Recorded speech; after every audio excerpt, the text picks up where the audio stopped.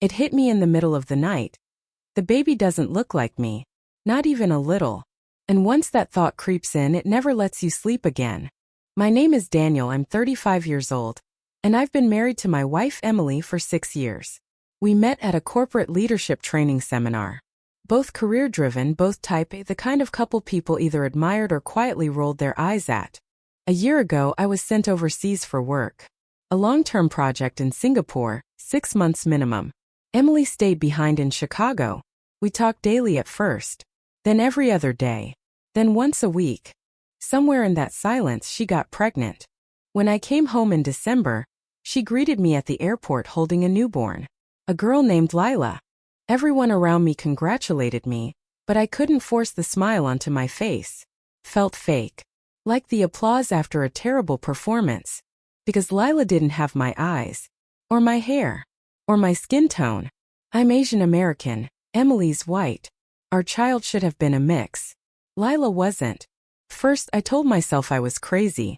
Paranoid from jet lag. I tried to play the role. The proud dad.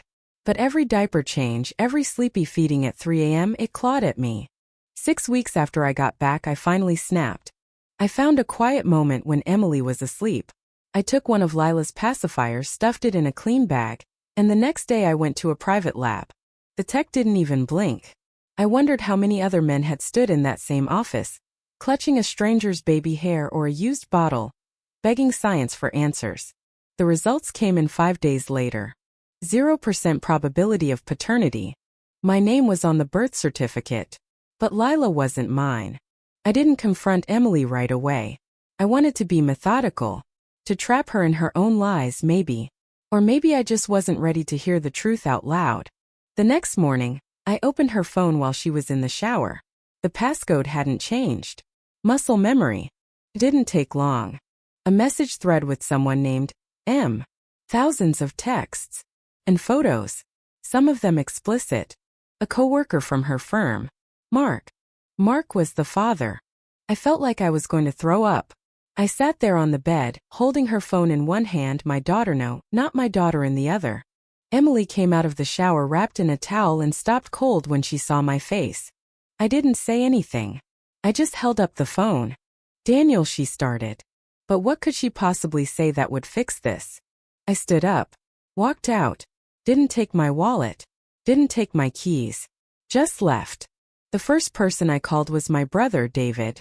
We'd never been that close, different cities, different lives, but right then, he was the only person I could trust. David listened in silence. Then he said one sentence I'll never forget. You can forgive a lot of things, but not this. Not putting your name on a lie. It's strange, but that hurt more than the affair. Emily not only cheated, she made me legally responsible for someone else's child. In Illinois, once your name is on the birth certificate, you're presumed the legal father unless you contest it. I knew that from TV shows, but now it was my life. Over the next few days, things blurred. Emily sent messages. I ignored them. My mother begged me to reconsider. Think of the baby, Daniel, she's innocent, but I couldn't. That's when the second twist happened. Mark showed up at my door. I opened it expecting a fight. But he looked like he hadn't slept in days. I didn't know, he said, voice cracking. She told me it was over. She never said she put your name down. It wasn't a fight. It was two men, both wrecked by the same woman, standing in the ruins of her decisions. I just want to know my kid, Mark said. And somehow, weirdly, I respected that. That night, I packed my things and booked a hotel. The next morning, I called a lawyer. I told them I wanted a divorce. I told them I wanted to contest the paternity legally, too. Right now, as I'm typing this, I'm sitting in that same hotel, watching the city lights outside my window. Part of me wonders if I'm being too harsh. If walking away makes me cold. But then I think, if it were my brother, my best friend, what would I tell them? You can't build a life on someone else's lie. So, Reddit, am I the asshole for filing for divorce and contesting paternity, after finding out my wife cheated and put my name on the birth certificate? When I met with my lawyer, I thought I'd just sign some papers and be done. But of course it wasn't that simple. She laid it out for me in clear, sharp language. Daniel, because your name is on the birth certificate, Illinois law considers you the legal father unless you prove otherwise in court. You'll need to file a disestablishment of paternity along with the divorce. I stared at her like I didn't quite believe what I was hearing. Even with the DNA results? She nodded. The court wants official paperwork. The DNA test from a private lab isn't enough. You'll need one done through an approved process. So I had to do it again. Another test. Another waiting period. Meanwhile, Emily kept messaging me. First it was apologies, then begging, then anger. Dan, I made a mistake, but I love you. Dan, you promised to be Lila's father. Don't abandon her now. You're such a coward. Running away instead of facing your responsibilities. That last one broke something in me. I hadn't responded until that point, but after reading that text I finally wrote back. Lila is not my responsibility. You stole that choice from me. She didn't reply after that. 2 weeks later, we were both sitting in a family court hearing. Me in a dark suit, hands clenched into fists. Emily across from me, pale and drawn, holding Lila in her arms. And here's the part one didn't expect. When I saw Lila again, I felt nothing. No anger. No sadness. Just emptiness. Like someone had cut the wire between us. The judge asked me to confirm my petition. I spoke slowly, every word scraping my throat. Yes, Your Honor. I request to disestablish paternity. I have DNA evidence. Emily didn't argue. Her lawyer whispered something to her. But she just shook her head. Her eyes were red. I wondered if she'd been crying all night. The judge reviewed the file. It was surprisingly quick. As of today, Daniel Chun is no longer the legal father of Lila Grace Turner, he declared. My heart should have lifted. Instead, it felt heavier somehow, like grief and relief tangled together. That night, David came by my hotel room with pizza and 2 beers. He wasn't much for talking, but we sat in silence watching a baseball game neither of us cared about. Finally, he said, "So what now?" I didn't know how to answer that. The next twist came 3 days later. I'd been scrolling Reddit, reading random AITA posts, trying to distract myself. And then my phone buzzed. It was Emily's sister, Claire. Claire and I had never been close. She always seemed distant, colder than Emily. But her message was blunt. We need to talk. It's about Emily. Can you meet? Against my better judgment, I agreed. We met at a quiet coffee shop near Lincoln Park. Claire looked exhausted, dark circles under her eyes. I'm sorry for what happened, she said, not wasting any time. I know you probably hate my family right now, but you deserve to know what's really going on. What's really going on? I repeated. Claire stirred her coffee like she was buying time. She didn't just cheat on you with Mark. There were others. That caught me off guard. What are you talking about? Claire looked up, eyes sharp. Emily's been spiraling for years, Dan.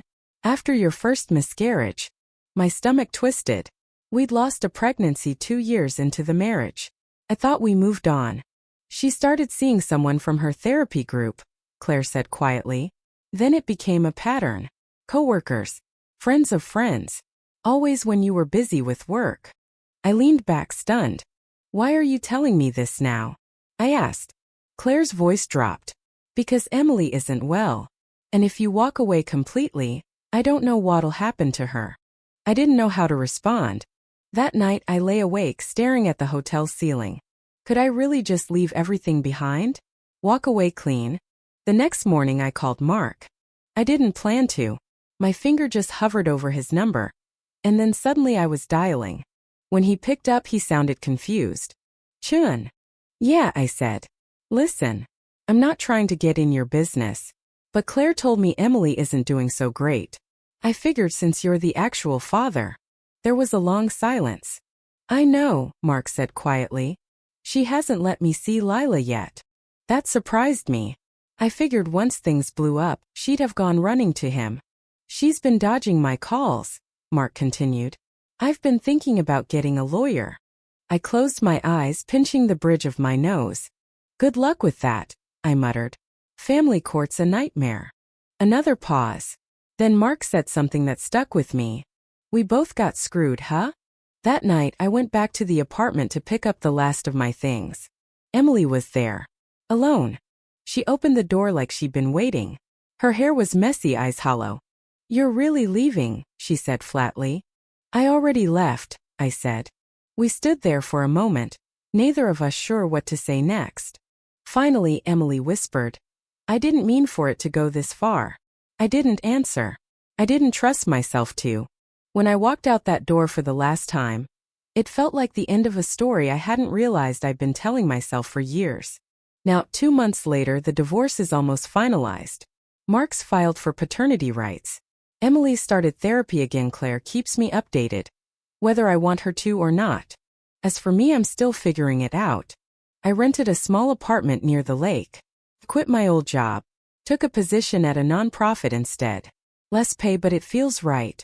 Every now and then, I wonder what would have happened if I'd never taken that business trip.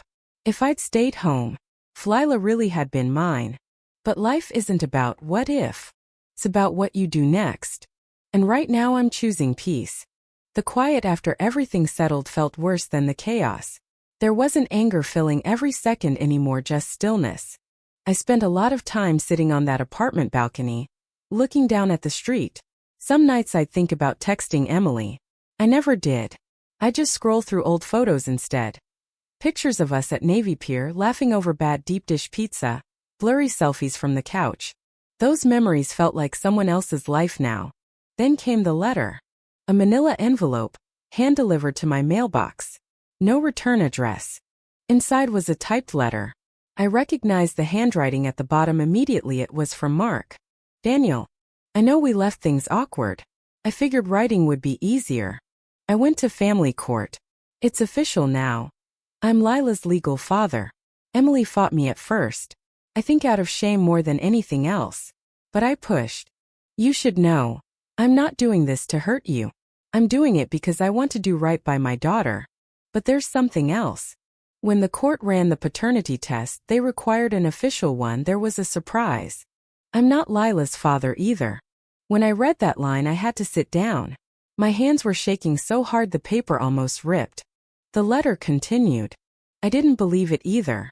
I demanded a retest. Same result. 0% probability.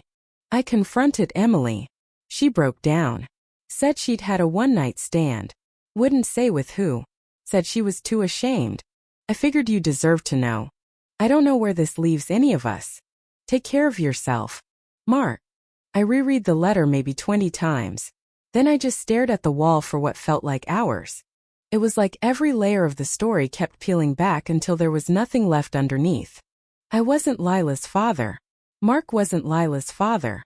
Who was? And why had Emily put my name down in the first place? That night, against my better judgment, I called her. She answered on the second ring. Her voice was quiet. Dan. We need to talk, I said. There was a long silence before she agreed. We met at a park near the lake. Somewhere public, neutral. It felt like two diplomats meeting after a war. Emily looked thinner. Pale. Her hair pulled back like she couldn't be bothered anymore. Neither of us said hello. I held up the letter. You want to explain this? She didn't even flinch. Just sat down on the nearest bench. I didn't know what else to do, she whispered. When I found out I was pregnant, I panicked. I stood there waiting, letting the silence stretch.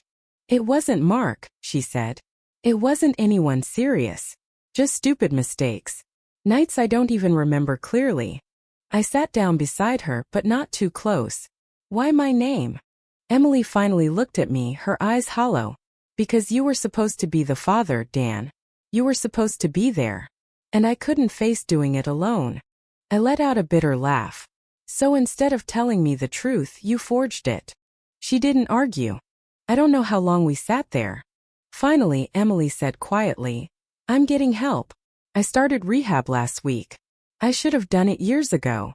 That was the first thing she said that sounded real. And here's the part that still surprises me. I wasn't angry anymore. I wasn't sad. I just felt empty. I hope it helps, I said, standing up. That was the last thing I ever said to her face to face.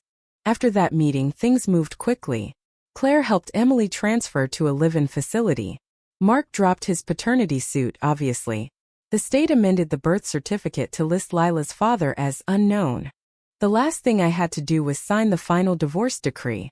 My lawyer slid the papers across the table, And I hesitated for just a second. Then I picked up the pen. One signature. And it was all over. 2 weeks later, I got a message on Reddit. The post I'd made, the one telling my story, had blown up. Thousands of comments. People sharing their own experiences. Some telling me I was strong. Some saying they'd never trust anyone again. One message stood out, though. It was from a user named Hope After Divorce 88. It said, "Hey man, I read your story. My ex did something similar. If you ever want to talk, I'm around." And for the first time in months, I smiled a little. Because maybe that's all any of us can do.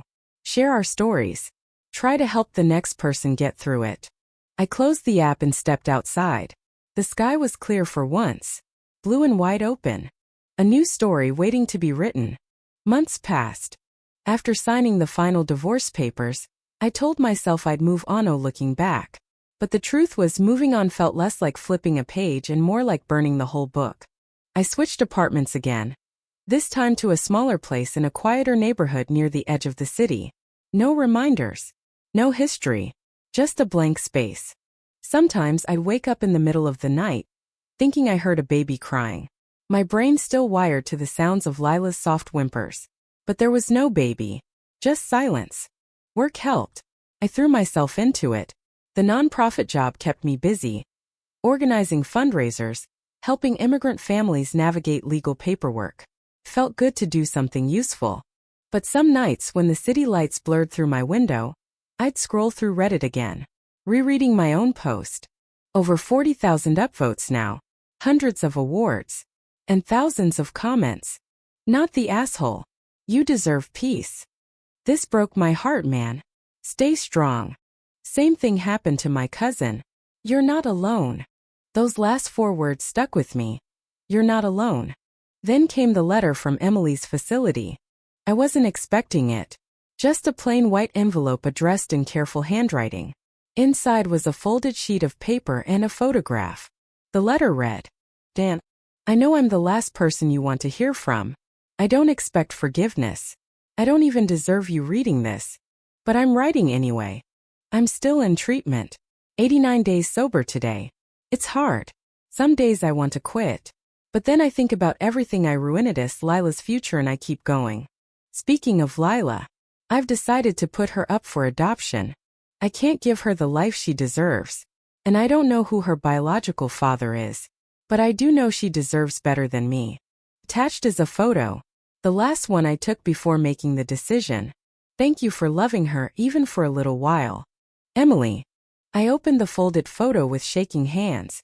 It was Lila in a blue knit hat, sitting in a stroller at what looked like a park. Her eyes were wide and curious. She still didn't look anything like me. But she looked happy. I stared at that picture for a long time. And for the first time I cried. Not out of anger or betrayal. Just grief. For everything lost. For what might have been. A few days later I went to visit Claire. I wasn't sure why. Maybe I needed closure. Maybe I needed to say goodbye to that chapter of my life completely. Claire opened the door and gave me a tired smile. Her apartment smelled like coffee and vanilla candles. "I wasn't sure you'd come," she said. "I wasn't sure either," I admitted. We sat at her kitchen table. She poured us both coffee without asking. Black, the way I always drank it. "She really is trying," Claire said quietly. I didn't think she had it in her. But she's different now. I nodded, not really trusting myself to speak. Then Claire said something I didn't expect. "I've been thinking about fostering Lila." That caught me off guard. "Really?" She shrugged. "I'm not perfect. But better me than strangers, right?" I didn't know what to say. It wasn't my place anymore. But somehow it felt right. Full circle. "I hope it works out," I said simply. We talked for another hour about nothing important. When I left, the sun was setting over the skyline, painting everything in gold and pink. That night I made one last update on my Reddit post. A final edit. Edit 3 final update. "Hey everyone. I figured I owed it to all of you to close the loop. Emily and I are officially divorced. I've legally disestablished paternity. I'm not Lila's father, neither is Mark. Her biological father is still unknown. Emily's in treatment. She's made the hard choice to put Lila up for adoption, but her sister Claire is considering fostering her. As for me, I'm okay. It's been the worst year of my life, but I'm learning to breathe again. One day at a time. Thank you to everyone who messaged, commented, or just read my story. It helped more than I can say. If you're ever in a situation like mine, trust your gut. Fight for yourself. And remember, you're not alone. Take care, Reddit. Daniel. That was the last thing I ever posted on that account. I logged out, deleted the app, because some things don't need an audience anymore. Months later, I'd sometimes catch myself wondering how Lila was doing, whether Claire had really taken her in, whether Emily stayed sober. But life kept moving. New job, new apartment, a quiet, steady rhythm I hadn't known I missed. One evening I sat at my favorite coffee shop by the lake, watching the waves roll in, and a woman sat down at the table next to mine. She looked up, caught me glancing, and smiled. "First time here?" she asked. "No," I said, smiling back. "But it feels like a fresh start." Because for the first time in a long, long while, it was.